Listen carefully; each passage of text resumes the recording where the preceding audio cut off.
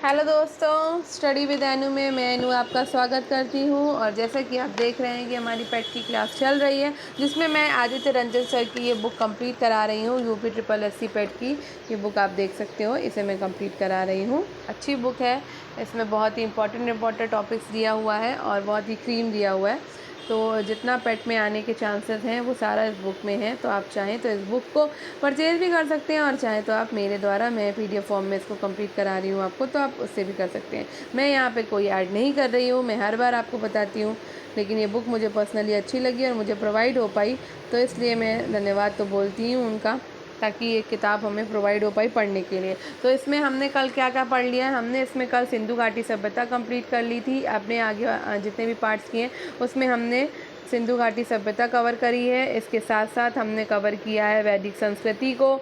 ठीक है, हमने वैदिक संस्कृति पढ़ ली, सिंधु घाटी सभ्यता पढ़ ली थी, बौद्ध धर्म पढ़ लिया जिसमें हमने गौतम बुद्ध के बारे में जीवनी और शिक्षाएं पढ़ ली, हमने जैन धर्म पढ़ लिया था, महावीर की जीवनी और शिक्षाएं पढ़ ली थी। और अब हम मौर्य वंश यानी कि सम्राट अशोक को पढ़ना शुरू करने वाले हैं। ठीक है, तो चलिए स्टार्ट करते हैं। लेकिन स्टार्ट करने से पहले अगर आप मेरे चैनल यानी कि स्टडी विद एनु में नए हैं तो स्टडी विद एनु को सब्सक्राइब करना और बेल आइकन को प्रेस करना बिल्कुल ना भूलें, ताकि मेरे आगे आने वाले सभी सब्जेक्ट्स की नोटिफिकेशन, सभी वीडियोस की नोटिफिकेशन आपको मिलती रहे। और ये आपके पेट के एग्ज़ाम की क्लास चल रही है, तो इसी में मैं आगे भी सीरीज़ कंप्लीट कराऊंगी। जैसे ये बुक कंप्लीट होगी उसके बाद मैं पेट का ही आगे का भी करवाऊंगी। तो अब ज़्यादा दिन नहीं बचे, इसलिए मैंने ये बुक उठाई है। और इसके साथ साथ आप करंट की 12 बजे भी देख सकते हैं क्लास। तो बात ज़्यादा नहीं करते हैं, नहीं तो 15 मिनट से ज़्यादा वीडियो हो जाता है, बात करते करते ही 2 मिनट हो जाता है हमारा। तो ठीक है, चलिए स्टार्ट करते हैं। तो ये मैं कोशिश करूँगी 16-17 मिनट का वीडियो मैं एंड कर दूँ, ज़्यादा से ज़्यादा 20 मिनट इससे ऊपर का वीडियो नहीं रखूँगी, ताकि आप बोर ना हो। और इसमें PYQ फॉर्म भी दिया हुआ है, तो इसलिए ये बुक मुझे पर्सनली बहुत अच्छी लगी, इसलिए मैं पढ़ रही हूँ। तो इसलिए मैं सोचा मैं आपके साथ भी इसको साझा कर देती हूँ। तो हम ये सारी चीज़ें कल कंप्लीट कर चुके थे। मगध का उत्कर्ष भी हमने नहीं, मगध का उत्कर्ष नहीं देखा था, हमने यहाँ तक देख लिया था, महाजनपद तक। आज हम मगध का उत्कर्ष देखेंगे। ठीक है, यहाँ से हम कंप्लीट शुरू करेंगे। तो पहले बेल आइकन को प्रेस कर लीजिए। ठीक है, और स्टार्ट करते हैं हम। मगध का उत्कर्ष। 16 महाजनपदों में मगध सबसे शक्तिशाली था। ठीक है, ये इम्पॉर्टेंट है, इसमें ज़्यादातर इम्पॉर्टेंट ही दिया हुआ है, तो इसमें कुछ भी हमें छांटना नहीं पड़ रहा है अलग से, सब इम्पॉर्टेंट है। तो 16 महाजनपदों में मगध जो है, मगध जनपद में 16 महाजनपदों में मगध जो था वो सबसे शक्तिशाली था। मगध पर शासन करने वाला प्रथम राजवंश इसमें दिया हुआ है हर्यक वंश। ठीक है, तो ये एकदम सही बात है कि मगध पर शासन करने वाला प्रथम राजवंश कौन सा था, तो आपका हर्यक वंश था। ठीक, इस वंश का प्रथम शासक जो था वो बिंबिसार था। ठीक है, इस वंश का, तो 16 महाजनपदों में मगध सबसे शक्तिशाली था। मगध पर शासन करने वाला प्रथम राजवंश हर्यक वंश था। इस वंश का प्रथम शासक था बिंबिसार, जिसने 544 से 492 ईसा पूर्व तक शासन किया। बिंबिसार के उत्तराधिकारी था अजातशत्रु, जिसने 492 से 460 ईसा पूर्व तक शासन किया। के शासन में ही बुद्ध के महापरिनिर्वाण के 8वें वर्ष राजगृह में प्रथम बौद्ध संगीति, जो कि 483 ईसा पूर्व में आयोजन हुआ था। तो ये कल हमने देखा था कि अजातशत्रु के शासनकाल में ही पहली फर्स्ट बौद्ध संगीति हुई थी। कब हुई थी? 483 ईसा पूर्व में हुई थी। ठीक है, सप्तपर्णी गुफा में। ठीक है, अब आगे बात करते हैं उदयन। उदयन जो था वो 461 से 445 तक शासन किया उदयन ने। और ये उदयन जो था वो अजातशत्रु का पुत्र था। इसने गंगा तथा सोन नदी के संगम पर पाटलिपुत्र नगर की स्थापना करी। तो क्वेश्चन बनता है कि पाटलिपुत्र नगर की स्थापना किसने करी, तो उदयन ने की थी, तथा अपनी राजधानी राजगृह से पाटलिपुत्र स्थानांतरित कर दी थी इसने। ठीक है, और ये मगध वंश का अंतिम शासक था नागदशक या दर्शक। इसके सेनापति शिशुनाग, जिसने कि 412 से 395 तक शासन किया, ने इसकी हत्या कर शिशुनाग वंश की स्थापना की थी। और शिशुनाग वंश का जो काल है वो 412 से 344 तक है। ठीक है, इस वंश के शासक यानी शिशुनाग वंश के शासक कालाशोक के शासनकाल में वैशाली में द्वितीय बौद्ध संगीति का आयोजन हुआ था। ठीक है, तो कालाशोक ने शासन किया है 394 से 366 ईसा पूर्व तक। ठीक है, और शिशुनाग वंश का अंतिम शासक कौन था? नंदीवर्धन था। ठीक है, शासक नंद वंश की स्थापना महापद्म नंद ने की, ये बात याद रखनी है। तो नंद वंश 344 से 322 ईसा पूर्व तक रहा और नंद वंश का अंतिम शासक घनानंद था।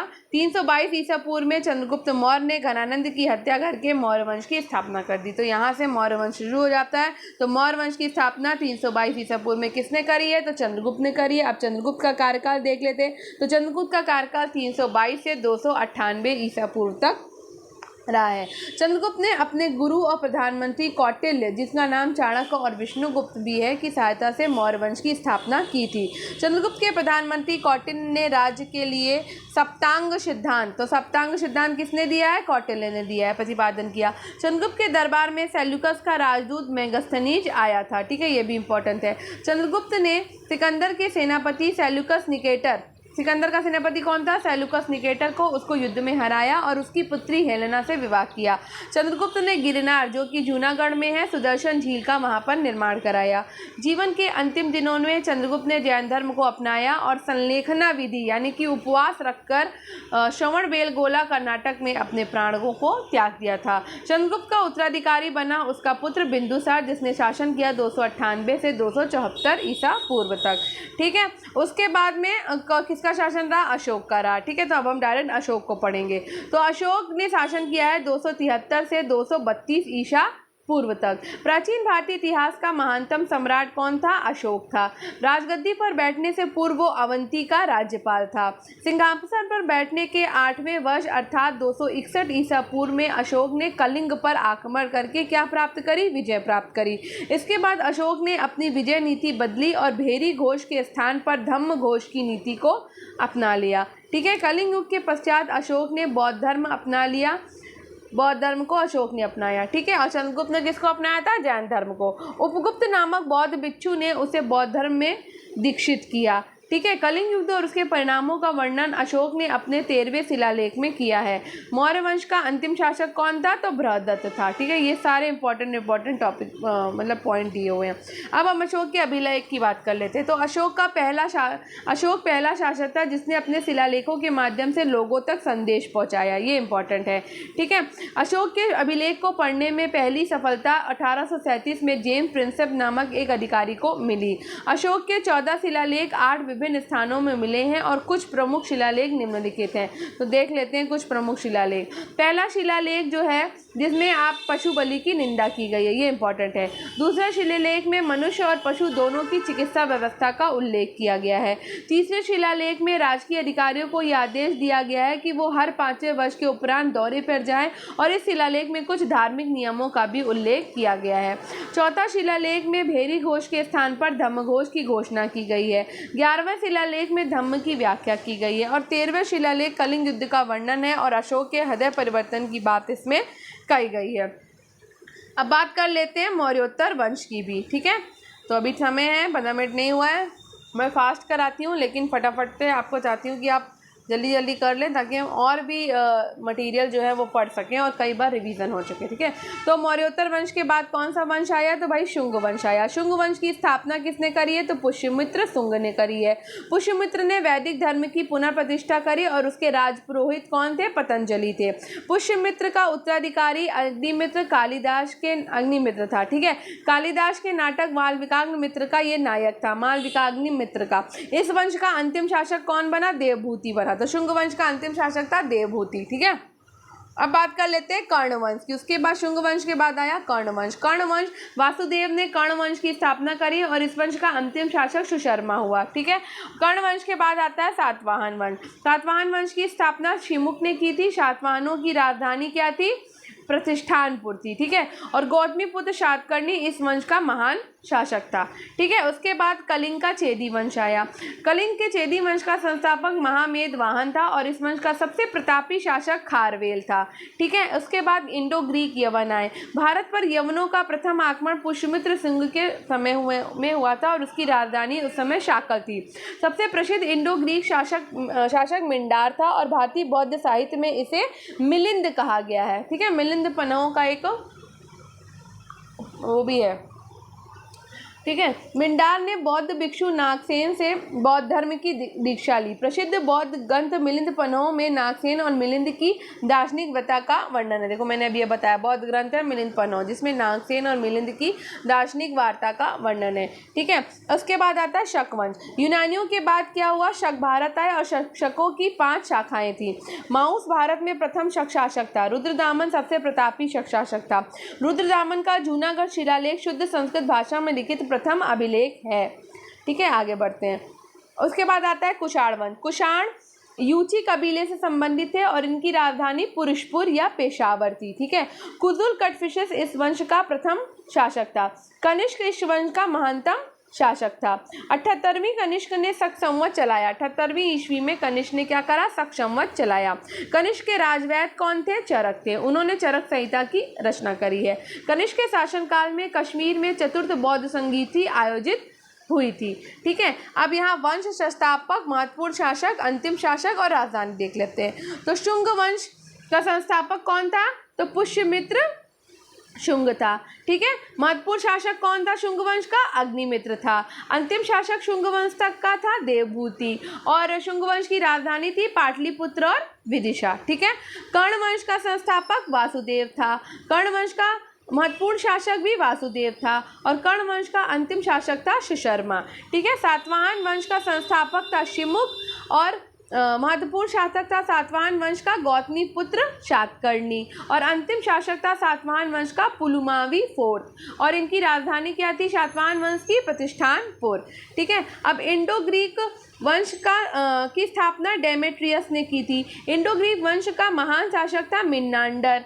ठीक है। और इंडो ग्रीक वंश का अंतिम शासक था हर्मियस, और इन लोगों की राजधानी थी शियालकोट। ठीक है। शक वंश की स्थापना माउस ने करी।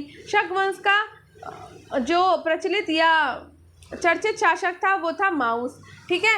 और इसमें अंतिम शासक था शक वंश का अजीज सेकंड, और इसकी राजधानी क्या थी शक वंश की, सिरकप। ठीक है।